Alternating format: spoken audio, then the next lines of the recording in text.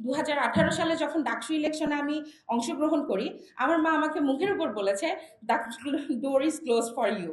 তার মানে নারীরাও চায় যে নারীদের ব্যাপারে যেই সকল কথাগুলো হবে বা সেই সকল কথাগুলো কি পরবর্তীতে সিদ্ধান্তের রূপ নিবে কিনা, সেগুলো আসলে নারীরা জানতে চায়।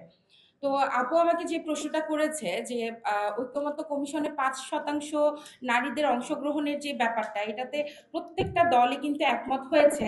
যদিও আমাদের এমপি সাহেব বলেছে যে সেটা এখনো পাস হয়নি, পরবর্তীতে আশা করি আমাদের মন্ত্রী সাহেব সেটা নিয়ে উত্তর দিয়ে যাবে। যাই হোক, আমি কিছু কথা বলে যাই। আপু যেখানে বেসিক প্রশ্নটা আমাকে করেছে যে আন্দোলনের সময় আমরা দেখতে পেয়েছি যে নারীদের অংশগ্রহণটা অনেক বেশি ছিল, বাট আন্দোলনের পরবর্তীতে আমরা দেখতে পাই যে নারী যে মুখগুলো আন্দোলনের সময় একদম ফ্রন্টলাইনার হিসেবে ছিল, সেই মুখগুলোকে আমরা দেখতে পাই না। ঠিক আছে? তো এই এই জিনিসটা কেন হচ্ছে, নারীদের মুখটা কেন হারিয়ে যাচ্ছে, এতগুলো নারী কেন হারিয়ে যাচ্ছে, এটা আমি বেশ কয়েকটা পার্সপেক্টিভ থেকে আজকে আলোচনা করব। আপনারা যদি আমার সাথে একমত হন তাহলে অবশ্যই আমাকে জানাবেন, যদি দ্বিমত হন এই প্যানেল ডিসকাশনের মধ্যে আপনাদের মতামতটা আমাদের সকলের উদ্দেশ্যে শেয়ার করবেন। প্রথমত আমি বলবো পারিবারিক দিক। পারিবারিক দিক থেকে কেন বলছি, আজকে টিল টুডে আমার ফ্যামিলিতে আমার বাবাও একজন শিক্ষক, মা একজন শিক্ষক, দুইজনে রিটায়ার্ড। তারা উচ্চ শিক্ষিত হওয়ার পরেও যখন রাজনৈতিক অঙ্গন নিয়ে কথা হয়, রাজনৈতিক অঙ্গনের নারীর অংশগ্রহণ নিয়ে কথা হয়, তারা কিন্তু আমাকে অ্যালাউ করে না।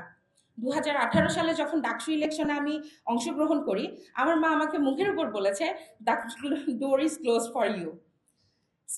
টিল টুডে সে কিন্তু আমাকে এখনো বলে যে রাজনীতিতে কোনো ভবিষ্যৎ নাই, এখানে কোনো নিরাপত্তা নাই, এখানে গিয়ে তোমার কোনো সামাজিক রাজনৈতিক কোনো নিরাপত্তা নাই, তাহলে তুমি কেন এখানে তোমার ক্যারিয়ারটা গঠন করবা। বাংলাদেশের মানুষ আসলে এখন পর্যন্ত যতই শিক্ষিত হোক, এটাই চিন্তা করতে পারে না যে politics can be a career. এই জিনিসটা তারা চিন্তাই করতে পারে না। কারণ আমাদের সামাজিক, আমাদের আইনগত দিকটা, আইনগত নিরাপত্তার দিকটা, যেটা আমাদের এমপি সাহেব কিছুক্ষণ আগেও বলে গেছে যে নারীদের যে কোনো দুর্ঘটনার পরে নারীরা কিন্তু গিয়ে কোনো প্রকার আইনি সহায়তা কিন্তু পায় না, যেটা আমরা দেখতে পেয়েছি। একেবারেই রিসেন্ট যদি একটা ঘটনার কথা বলি, আমরা দেখতে পেয়েছি হাতিয়াতে কিভাবে একটা 3 বাচ্চার মাকে কিন্তু ধর্ষণ করা হয়েছে, সেটা টোটালি ক্লোজ করে দেওয়া হয়েছে। কোনো কিন্তু আমরা তার পরবর্তীতে কোনো আইনি পদক্ষেপ পায়নি, মামলা পর্যন্ত নিতে চাচ্ছে না। কেন হয়েছে সেটাও আপনারা জানেন, কোন ঘটনার প্রেক্ষিতে হয়েছে সেটাও আপনারা জানেন। সীতাকুণ্ডে 6 বছরের একটা বাচ্চা মেয়েকে রেপ করা হয়েছে, সেটা বাচ্চা মেয়েটা মৃত্যুবরণ করেছে। তার বিপরীতেও কিন্তু কোনো প্রকার আইনি পদক্ষেপ, আইনি সহায়তা কিন্তু আমরা দেখতে পাইনি।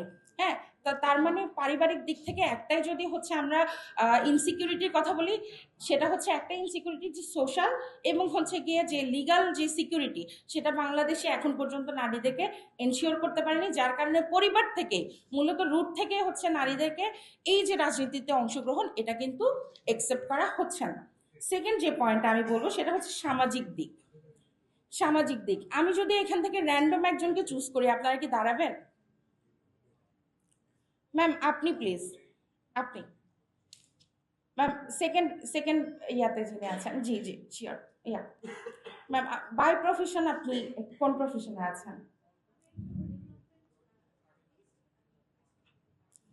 ওকে, ভেরি গুড। আমি শুধু একটু জানতে চাই, আপনি আজকে যে পজিশনটা আছেন, এই পজিশনে আসার জন্য আপনি কতটুকু চড়াই উতরাই পার করতে হয়েছে, বা আপনি কি মনে করেন কিনা আপনার যোগ্যতার বেসিসে আপনাকে মূল্যায়ন করা হয়েছে? আমি ফরচুনেট বলবো, কারণ আমি গ্রাজুয়েশন করেছি Dhaka university women and gender studies department থেকে। আমি জেনারেশনাল জেন্ডার সাবজেক্ট চুজ করেছি।